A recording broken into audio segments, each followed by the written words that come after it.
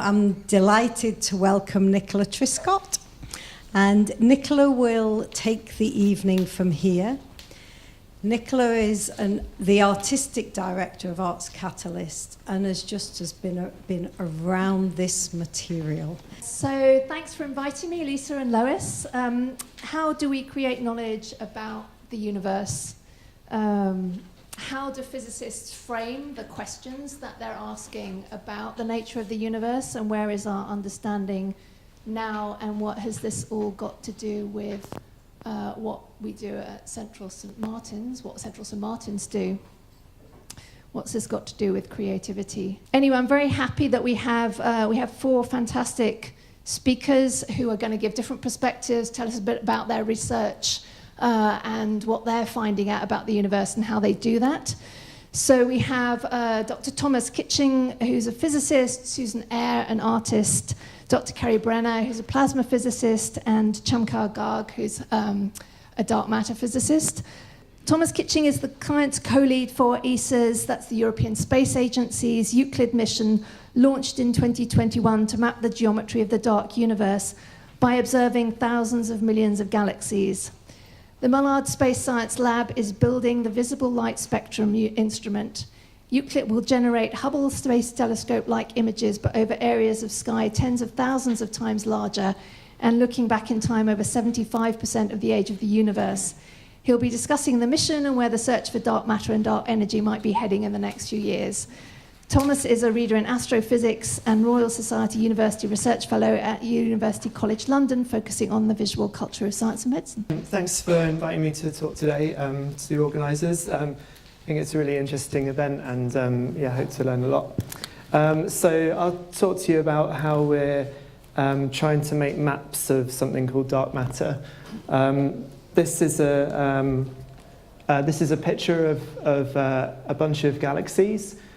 Each one of the little dots you can see is a system of stars called a galaxy, which is like 100 million stars or so. And literally every single dot you can see in this image is a galaxy of 100 million stars, except for these big bright things, which are stars in our own galaxy, the Milky Way. And the blue sort of diffuse background is where we think that there is something called dark matter. And I'll talk to you a bit about how we do that and what it means. One thing I like to reflect on is that we live in quite an interesting time in the history of humanity, I think, in that if you went back a few thousand years, or a few, sort of say 5,000 years or so, and you asked people what the universe was made out of, they would be pretty confident with their answer. They would say, well, it's made out of like what we're made out of, like whatever that may be. They didn't know that we were made out of atoms, but they nevertheless thought that the universe was made out of very similar stuff to what we were made out of. So their perceived sort of knowledge about the universe was pretty high, even though we now know that they were wrong. They thought that they were right.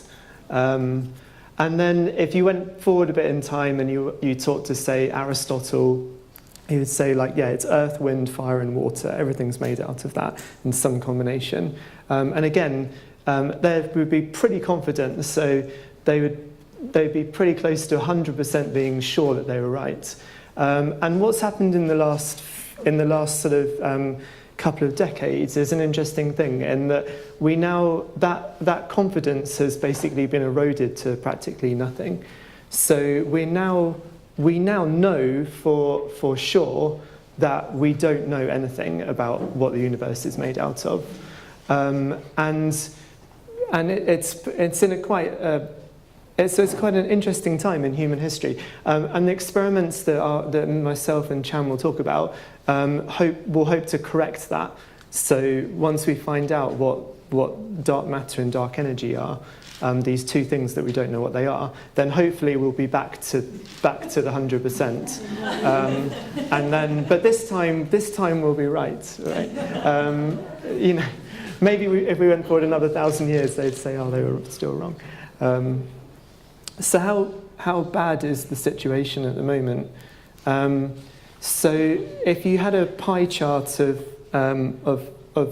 all the mass or mass energy, because it's equivalent through Einstein's E equals mc squared, if you asked what the total mass and energy of the universe is, most of it is made out of something called dark energy, which accounts for roughly 3/4 of the total matter and energy in the universe at the current time. The rest is mainly dark matter, something called dark matter, which accounts for about 1/4. And it's only about 4% of the total mass and energy of the universe that is of what we're made out of, like atoms. So everything on the periodic table, if you remember the periodic table. But I mean, this is quite a boring way of plotting it. So if you plotted it in terms of a kind of, instead of a pie chart, a kind of pint chart, then like most of it would be dark material, and only the top sort of frothy bit on top is the atoms. So what are these two mysterious things? The answer is we don't know. We know the effects that they have, but we don't know what they are. So dark energy is something that is causing the expansion of the universe to speed up. So the universe started as a Big Bang, and it started to expand. And if there was only gravity and only matter, everything would start pulling back on everything else, and it would slowly slow down. And then if there was enough matter, it might collapse back in on itself in a big crunch. But instead of that, the universe started to expand, and then as it started to expand, something within it started to push it apart even faster, and so it started to expand at an ever-increasing rate, an accelerating rate. And that energy, which is causing things to speed up, we call dark energy. It's just a name which is meant to reflect the fact that we don't know what it is.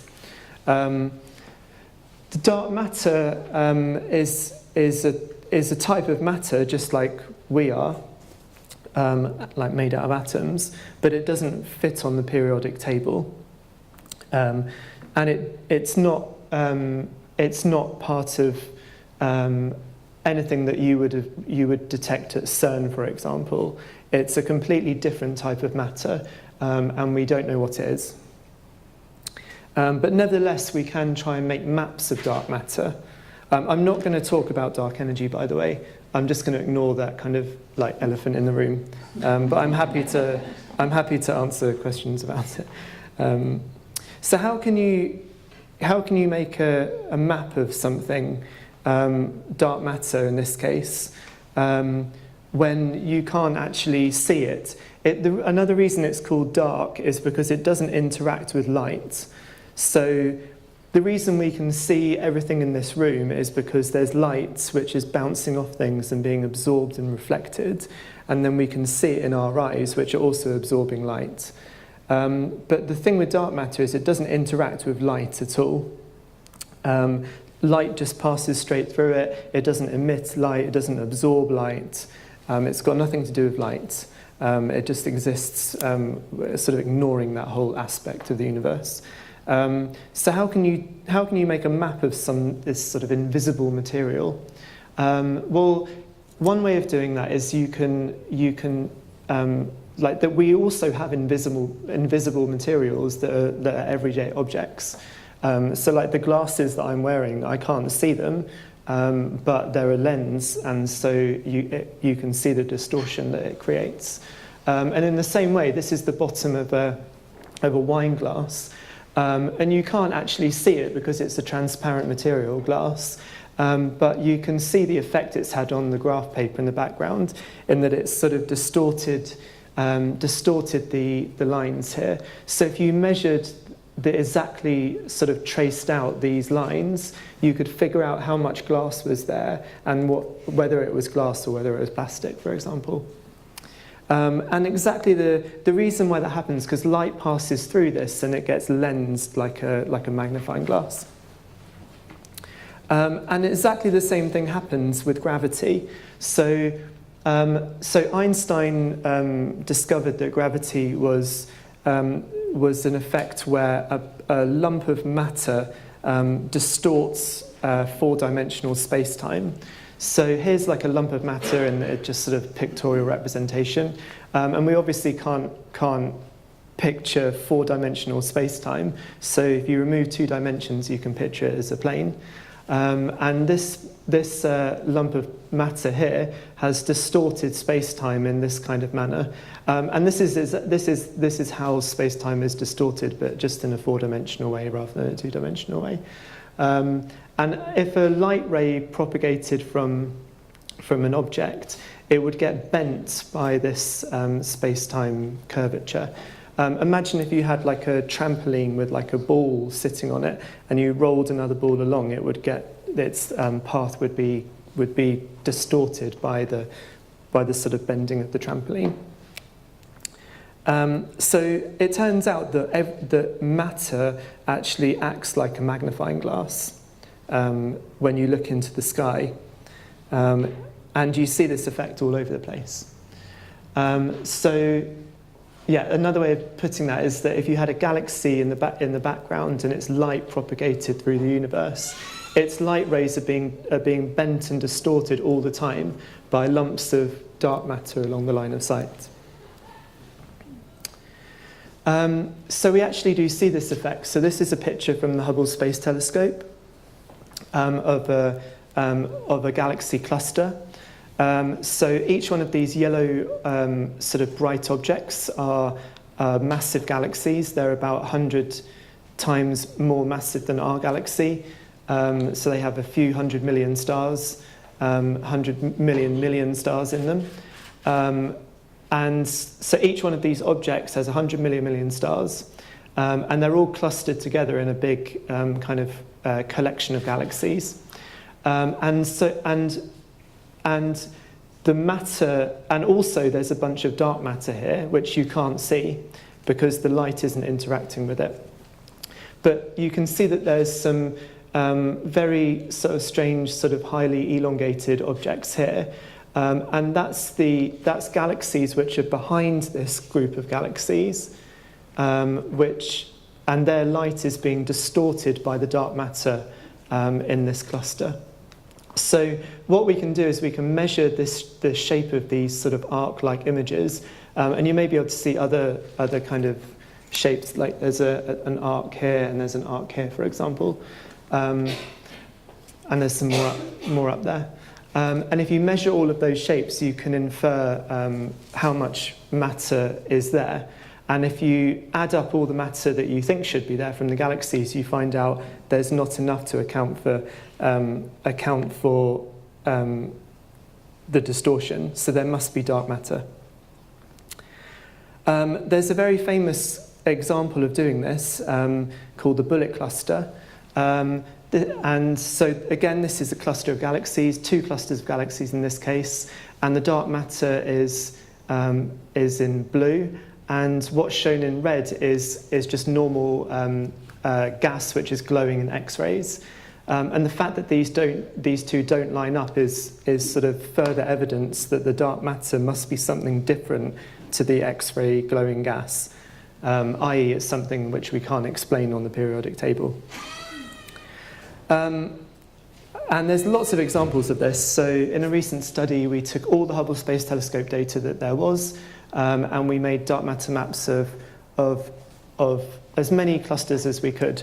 So all of these are individual galaxy clusters. Every single little dot is a galaxy, 100 millions and millions of stars, and the blue sort of smudges are where we think there's dark matter, and the red sort of blobs are where we think there's just normal gas.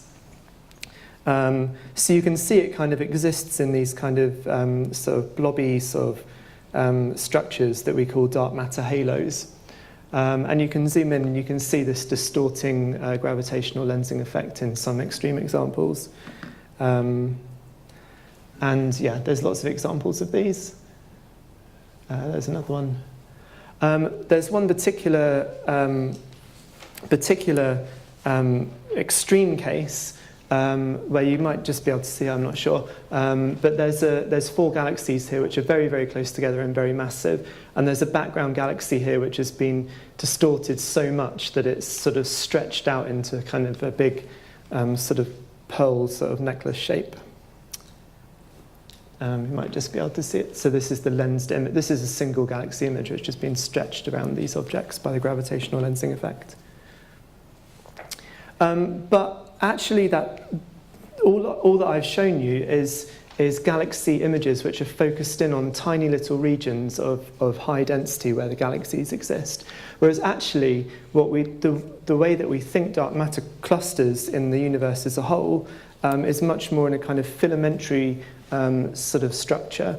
So how are we going to make a map of all of this, which is predicted from simulations? This is a prediction from simulations. So at the moment we've made pictures of tiny areas of sky like this, but really we want to determine this sort of filamentary structure. And to do that, we're doing at the moment is we're building a new space telescope. So all of the images I showed you were from the Hubble Space Telescope, which has existed for 25 years. But over 25 years, it's only covered an area of sky about the size of your little fingernail if you held it up at arm's length. So what we're going to do with Euclid, this is a new satellite called Euclid. It's going to launch in 2022. It's going to do the same thing as Hubble Space Telescope, but literally over the entire sky. So wherever you look, we will have super high resolution space-based imaging. So we're going to make a map of 75% of the sky and back in time over 75% the age of the universe. So we'll essentially have a picture of almost every galaxy that you can, in principle, take a picture of. It costs €1 billion. It's going to map the entire sky with Hubble Space Telescope quality resolution. And I thought just to end, I'd show you a bunch of sort of pictures of, because I think it's sort of interesting from the art perspective. This is what it actually looks like as we're building it. So down in Surrey, this is all being built in a kind of old country house in the Surrey Hills, about 25 miles from here. And at the moment, it's all in pieces. At some point, it will come together and be launched in 2022. And I thought I would just end by saying that I've talked about dark matter, but actually, it's a really, really bad name. I absolutely hate the name dark matter, because it's not dark, right? Something that's dark absorbs light. Like if my jeans are dark because they're absorbing light. Dark matter doesn't absorb light, the light just passes straight through it. So actually a better name would be like transparent matter or light matter. And I wonder whether that would change the way we talk about it and the way we envisage it. Like dark matter is quite a heavy sort of word.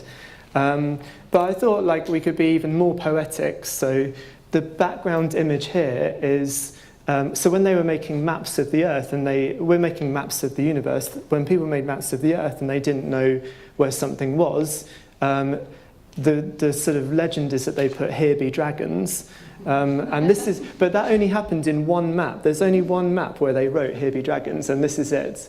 So I thought we could call it like Dragonium or something, which would have been quite cool. But the other thing they used to put was "Terra Incognita," like the unknown land.